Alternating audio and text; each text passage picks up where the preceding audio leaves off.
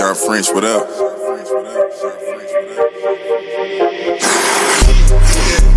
This one luck, I let the pain inspire me. I put my all in everything I'm doing. Up until it's done, I'm me for the entirety. I put in overtime, I be working. Just know I'ma go for mine, cause I earned it. They watching, I know it's time, I confirmed it. A whole society determined.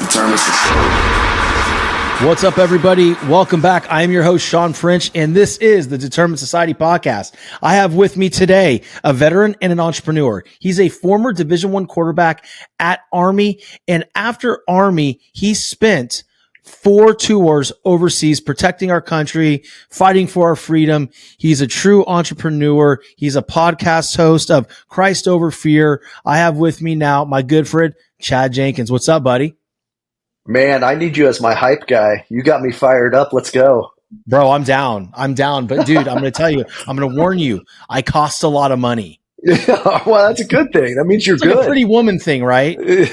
Yeah, that's exactly it. It's going to cost you, buddy. It's going to cost you. But no, dude, thank you for that. The true thing is like, you don't have to create much hype when someone's done so many amazing things as yourself. So for those that don't know you or haven't heard your story, like, first of all, welcome, right? And then tell them a little bit about yourself, man, where you come from, the little bit of your origin story and how it led you to where you are today. Yeah, man, absolutely. So, Sean, I'll try to give you a quick elevator speech. Not highly recruited out of high school, kind of always the scrapper or undersized, but Army gave me a shot. And my senior year in high school was the year they went 10-2 and finished 19th in the country that year. They lost to Auburn in the bowl game, but so they were the highest recruited team, the best team in Division I that was recruiting me. So I was like, all right, I'm all in. Went there, started 2 games my sophomore year, and then ended up being the starter junior and senior year. 2001, 9/11, obviously that was my senior year that Tuesday when we were at West Point. So that kind of drastically changed the projection for all cadets at West Point at that time, but especially us seniors. And so I had already determined I wanted to branch infantry, wanted to be an infantry officer. So upon graduation, was an infantry officer, wanted to be surrounded by like-minded men. It was an all-male branch at that time in the Army. And really that kind of catapulted all of us into the next, 5 to however many years we served in the military after that, after graduating. So I did 4 deployments. My first one was a year deployment from 2003 to 2004 with the 10th Mountain Division. And then 8 of those 12 months were spent in Fallujah, was a participant in the first Battle of Fallujah. And then when I got back from that first deployment is when I tried out for the 75th Ranger Regiment, which is a special operations unit in our United States Army, and had 3 subsequent deployments with them as a platoon leader, ground force commander, and company executive officer. So then my wife and I got married. Emily and I got married after my first deployment, and we kind of were counting the cat lives. And on the horizon for me was going back into the big Army and looking at an 18-month deployment either to Iraq or Afghanistan. And we just determined that wasn't the best fit for us. We wanted to start a family. So that's what we decided to do. So I got out in 2007. About 12 months later, I decided to drop my packet for the FBI and became a special agent in the FBI and was assigned to the South Florida Joint Terrorism Task Force down in South Florida, where I spent 4.5 years focusing on kind of the Islamic extremist groups here in the United States that were trying to conduct harm, and conducted those counterterrorism operations down there. And then in 2013 is when I decided to take off from the FBI and kind of pursue the entrepreneur side that you alluded to, started a security consulting firm. But then really where the meat and the potatoes happen, where the story actually gets, a little bit more relevant, hopefully to guess, is in 2017 is kind of, I had a personal crisis in my life. I'm not going to lie, where really the Lord, I had already accepted the Lord, at West Point, but it wasn't until 2017 that he got a hold of me and all of me, and I needed to go get help for post-traumatic stress disorder from combat, which I hadn't really sat on and hadn't processed and hadn't done the hard work that took. So 2017 was a growing year for myself, for our entire family. But he saw us through that, saw me through that, and gave me another chance and another chance and another chance, and really did the hard work there. I would say mentally, physically, emotionally was the hardest challenge of my life, but it was where the most work was done, and I'm thankful for it. And really, 2019, we moved back to Ohio. My wife and I are both from here, and our kids were of the age where we could get back up here, and that's kind of where we're at today. Dude, amazing. There's so much to unpack in that quick synopsis of your background. And by the way, for the audience listening, I know you're sitting there on the edge of your seat wanting to interact and ask live questions. I wish there was a way to do that, because I would want you to participate in something like this. This is incredible. I want to go back to September 11th. I remember where I was sitting September 11th. I was at Louisiana State University. I was in sports psychology class, and I was a baseball player. And then all of a sudden I heard, hey, some planes went into the twin towers of the World Trade Center. And I was just a young, dumb kid. I didn't really understand. I'm like, what is that? What is the World Trade Center? And I wasn't thinking anything of it. I'm like, wow, that's just really unfortunate. There was a dual plane crash. Like, what were they doing so close to each other? Right. And what happened after that was, and I mean, just knowing after seeing what the real aftermath was like, wow, like you were completely off base. This is like something way different. Right. So we start strolling down after class, towards the weight room at in Baton Rouge, because, in between classes, we'd like to go there and get a protein shake just to replenish. Right. And, walk in, and all the TVs, had what was going on the television.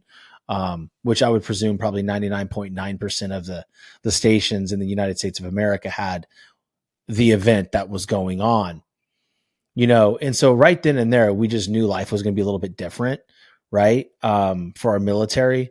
But here I am years and years later, and I'm sitting right across from somebody that had their own experience in it, that their life was changed dramatically and impacted directly.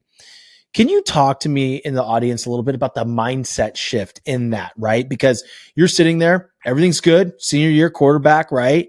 Not really sure what's going to go on as far as the trajectory of you and the other cadets. But like you said, when 9/11 happened, it changed everything. Can you walk us through that moment and possibly like what you were thinking and the rest of your cadets that you're, just the aftermath and the conversations? Yeah, no.